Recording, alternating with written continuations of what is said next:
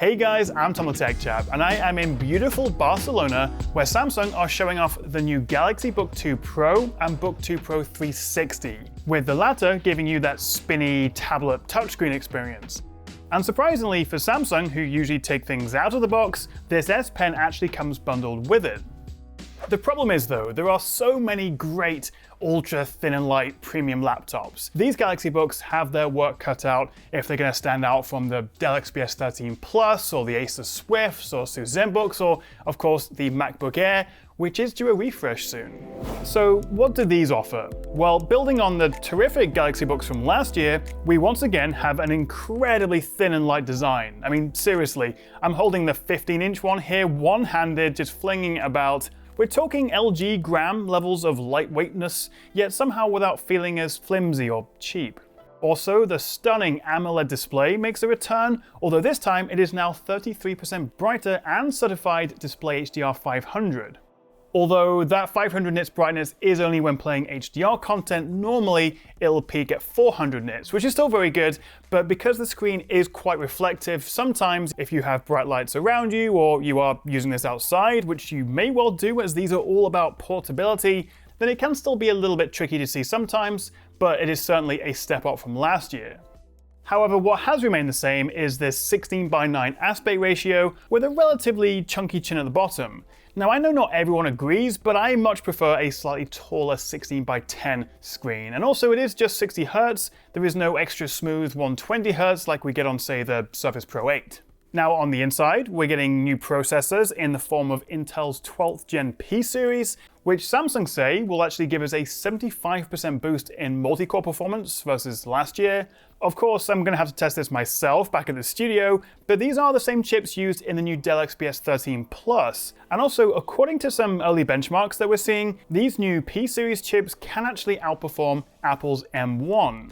Which is great until you realize the M1 has been out for, the best part of 2 years now, and we're about to get a refreshed M2, and also that's sort of a 10-15 watt chip versus the 28 watt P series from Intel. So great news that Intel is sort of finally catching up and maybe even going beyond the M1, but in the scheme of things, I think Apple is still way out ahead. But for a Windows laptop, good stuff. And that's paired with faster DDR5 RAM, up to 32 gigs of the stuff, and also up to 1 terabyte of storage. We also now get punchier speakers thanks to a new smart amp, as well as an upgraded 1080p webcam with a wider field of view, now 87 degrees, up from 77, as well as auto framing to keep you centered. The new Galaxy Books also get Thunderbolt 4, Wi-Fi 6E, upgraded security features, fast 65 watt charging, which will also quick charge your Galaxy phone and tablet. And of course, if you do have, say, a Tab S8, then you can use that as a second screen in a very similar way to Apple's Sidecar with iPads and MacBooks.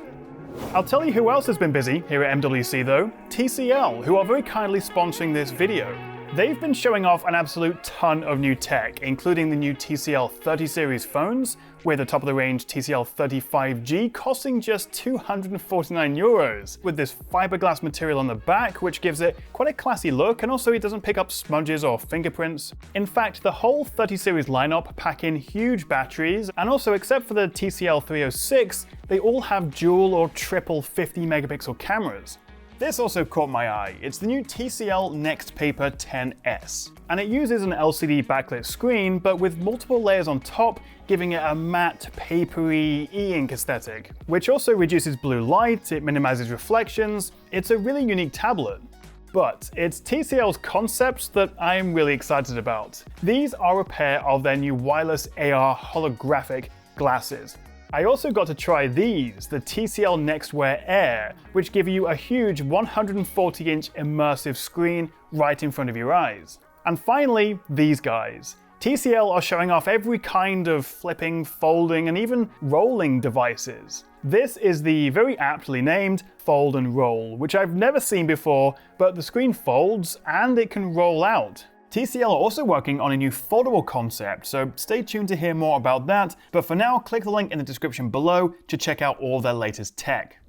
Now, Samsung claim up to 21 hours of video playback on the Galaxy Books, which is about the same as last year. There's no real battery upgrade there, although the efficiency improvements with the new Intel chips may have an impact. That's something I'll have to test myself, but either way, last year's Galaxy Books easily lasted me a full day, so I'm not worried. It is worth bearing in mind though that both the Book 2 Pro and the 360 come in 13 and 15-inch sizes, although the specs are a little bit different. For example, on the Book 2 Pro, only the 15-inch model has a 5G option. Samsung told me that adding 5G to the 13-inch Book 2 Pro would have added to its weight and thickness, which they didn't want to do. However, more importantly, only the 15-inch Book 2 Pro comes with the option for dedicated graphics in the form of Intel's new Arc GPU on the higher-end models. Plus, the 15 manages to squeeze in a full-size HDMI port and also a numpad beside the keyboard. And I think, on paper at least, it's the 15-inch Book 2 Pro that is the most interesting. I'm really keen to see what the Arc graphics can do, and also how much faster it is over the standard Intel Iris Xe graphics that we get on the other models. This could end up being a really nice balance between performance and portability, which of course is the holy grail of thin and light laptops. So there's a lot to like here, but I do have a few thoughts. Firstly, the lack of a Quad HD or 4K option for the screens, particularly on the larger 15-inch, which is a bit of a shame, although I'm told the decision was made to stick to Full HD as battery life is a big priority, which is understandable, and of course you can always output to a higher res monitor, but maybe a 1440p option would have been nice. I also really do love the look of these Galaxy Books, particularly this white color, although it does come in a more businessy graphite if you need to keep things a bit more toned down. But next to something like the new Dell XPS 13 Plus that, well, love or hate it, looks like a properly futuristic next-gen laptop, I wouldn't have minded a bit of a refresh here, but I guess the real magic is just how lightweight this is. I'm also really keen to check out the standard Galaxy Book, the non-Pro model, which Samsung wasn't really that keen to show off, but it has been refreshed. And actually, if it's anything like last year's Galaxy Book, it ended up being probably my favorite laptop just for the sheer value for money.